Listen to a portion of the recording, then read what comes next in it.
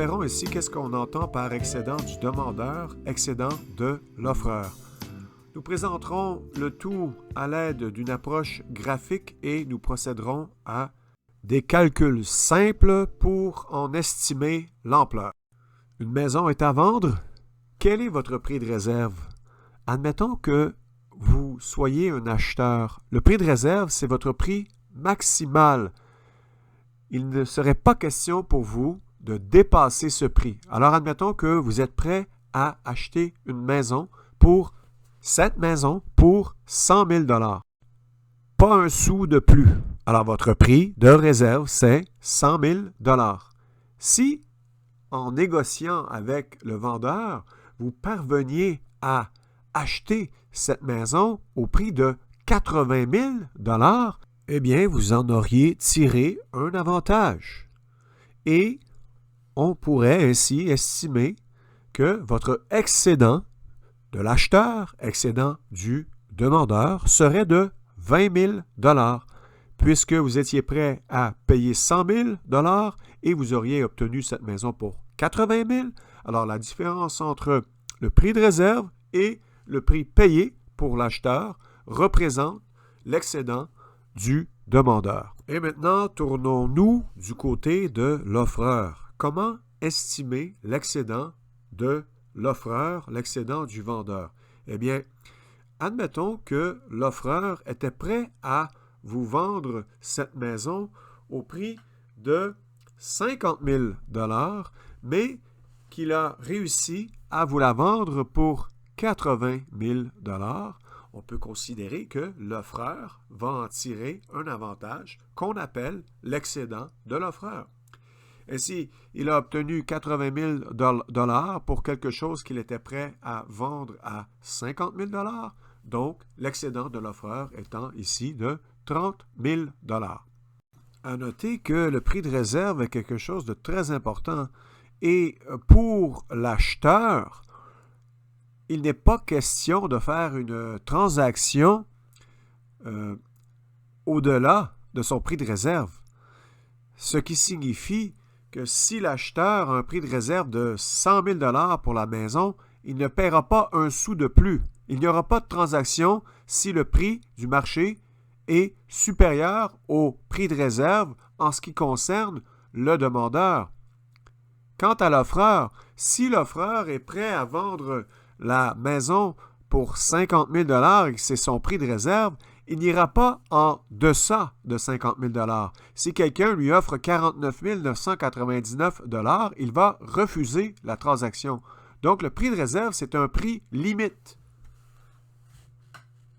En résumant, lorsque le prix du marché est inférieur au prix de réserve du consommateur, celui-ci en tire un avantage qu'on nomme excédent du consommateur.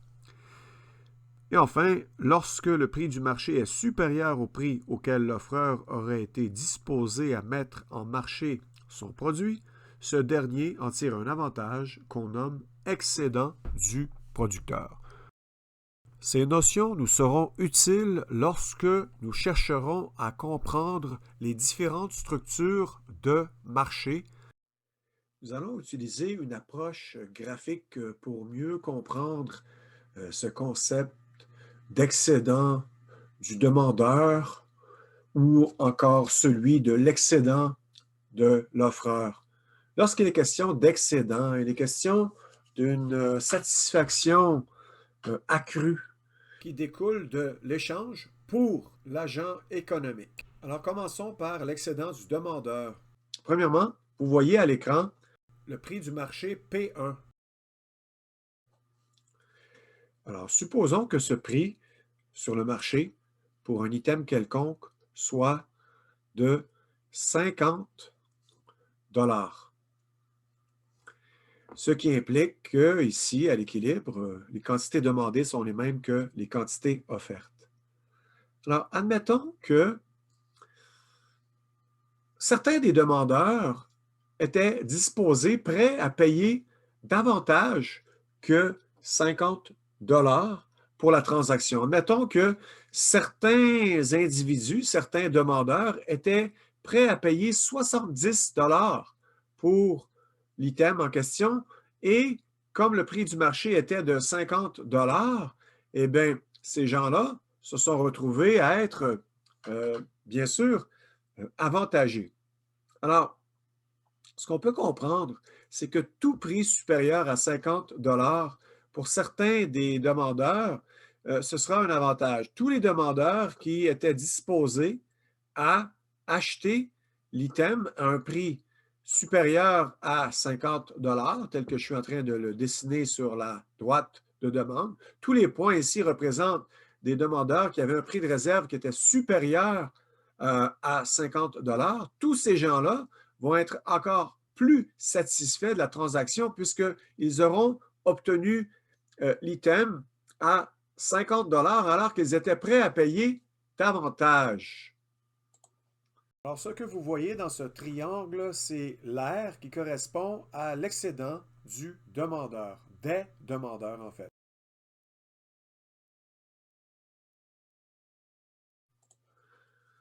Maintenant, mettons-nous dans la peau de l'offreur, le prix du marché étant de 50 $, eh bien, certains offreurs étaient disposés à offrir leurs items à un prix inférieur à 50 $ et ils ont obtenu 50 $ puisque le prix du marché est de 50 $.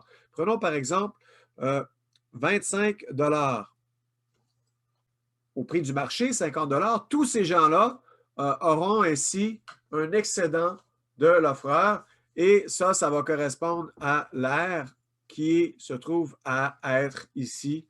Tout ça, ça va correspondre à l'excédent de l'offreur. Et si la courbe d'offre avait commencé ici, toute cette aire aurait été considérée comme l'excédent de l'offreur.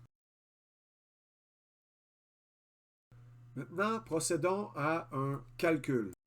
Alors, admettons qu'on a une demande et qu'on cherche à estimer l'excédent des demandeurs. On supposera que le prix du marché s'est établi à 20 $. Donc, les quantités demandées à 20 $ sont de 50 unités. On se doute bien que les quantités offertes sont également de 50 unités puisque je vous dis que 20 $ est le prix d'équilibre. Maintenant, ce que vous pouvez voir avec la droite de demande, c'est qu'il y a beaucoup de demandeurs qui auraient été tout à fait disposés à payer plus que 20 $ pour l'item, mais ils ont donc obtenu un rabais, un meilleur prix que leur prix de réserve. Et on va donc tenter d'estimer ici l'excédent du demandeur avec une simple formule, et c'est tout à fait valable cette formule lorsque la relation est linéaire, lorsqu'on a une droite, on peut utiliser cette formule qu'on appelle la formule du triangle.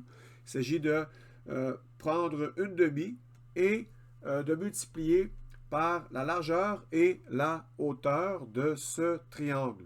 Or, c'est justement ce que nous avons ici, un triangle. L'aire hachurée jaune correspond à la surface avec laquelle nous allons effectuer notre calcul.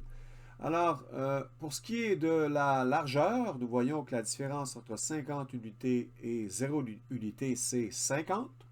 Et pour ce qui est de la hauteur, eh bien, ça sera la différence entre 20 $ et 80 $. Donc, la hauteur est de 60 $. Donc, on effectue le calcul. 50 fois 60 $ égale 3000 $ et on multiplie par une demi. Nous trouvons que l'excédent du demandeur, l'excédent des demandeurs, qu'on appelle aussi l'excédent du consommateur, sera ici de 1500 $. Et c'est ainsi qu'on peut procéder à différents calculs en autant que la droite soit effectivement une droite. Si c'est linéaire, c'est correct. Si c'est une courbe, on ne peut pas utiliser cette formule.